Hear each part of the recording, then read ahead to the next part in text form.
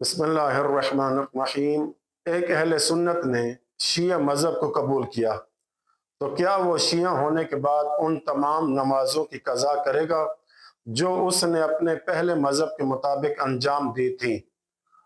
जवाब महतुल असीस सिस्तानी अपनी किताब मिनहाजुस सालिहीन की पहली जिल्द सफ़ा 273 मसला नंबर 718 में लिखते हैं कि दीगर तमाम इस्लामी फ़िरक़ों में से यानी अगर कोई सुन्नी शख्स हमारे मज़हब की तरफ रजू करे यानी शिया हो जाए। मैं यहाँ एक ज़रूरी बात अर्ज़ कर दूँ, आयतुल्लाह सिस्तानी के फतावा की रोशनी में इस मसले की वजाहत निहायत सादा और वाज़ेह है, जो दरअसल इस्लाम की वुसअत और हक की तरफ आने वालों के लिए आसानी को ज़ाहिर करती है। इस मसले का खुलासा यह है कि इस मसले के 3 बुनियादी हिस्से हैं। पहला यह कि अगर कोई शख्स दूसरे इस्लामी मसलक से शिया मज़हब इख्तियार करता है तो इस पर उन तमाम नमाजों की कज़ा करना वाजिब है जो इसने साबका ज़िंदगी में बिल्कुल पढ़ी ही नहीं थी। मिसाल के तौर पर एक शख्स जो पहले सुन्नी था, इसने सुन्नी वाले ज़माने में 5 साल की नमाजें सिरे से अदा ही नहीं की थी। अब वो शिया होने के बाद उन 5 सालों की नमाजों की कज़ा करेगा, ये उस पर वाजिब है।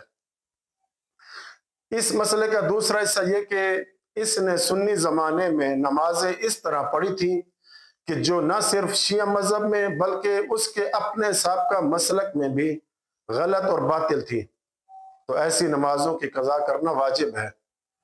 लेकिन अगर वह अपने साबका मसलक के मुताबिक नमाजें पढ़ता रहा है और सही तरीके से पढ़ता रहा है तो फिर उन नमाजों की कज़ा उस पर वाजिब नहीं है।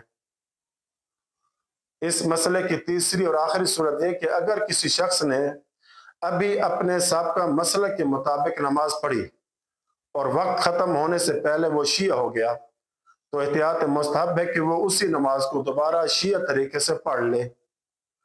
लेकिन अगर वक्त गुजर चुका हो तो कज़ा वाजिब नहीं है। मसलन एक शख्स ने नमाज ज़ोहर पढ़ी सुन्नी मसलक के मुताबिक, फिर असर के वक्त ये शिया हो जाता है। अब ये नमाज असर शिया तरीके से पढ़ेगा और नमाज ज़ोहर जो सुन्नी मज़हब के मुताबिक पढ़ चुका है, तो एहतियात मुस्तहब है कि उसे दोबारा पढ़े क्योंकि वक्त अभी बाकी है। अगर पढ़ना चाहता है तो पहले नमाज ज़ोहर को पढ़े, फिर नमाज असर को पढ़े। ये हुक्म मुखालिफ असली यानी जो पैदाइशी सुन्नी हो या गैर असली हो, मसलन जो पहले शिया था फिर किसी और मसलक यानी सुन्नी हुआ, इसके बाद फिर शिया हो जाता है, इस हुक्म में दोनों बराबर हैं, कोई फर्क नहीं है। सल्लल्लाहु अलैहि मुहम्मद व अहले बैतिही।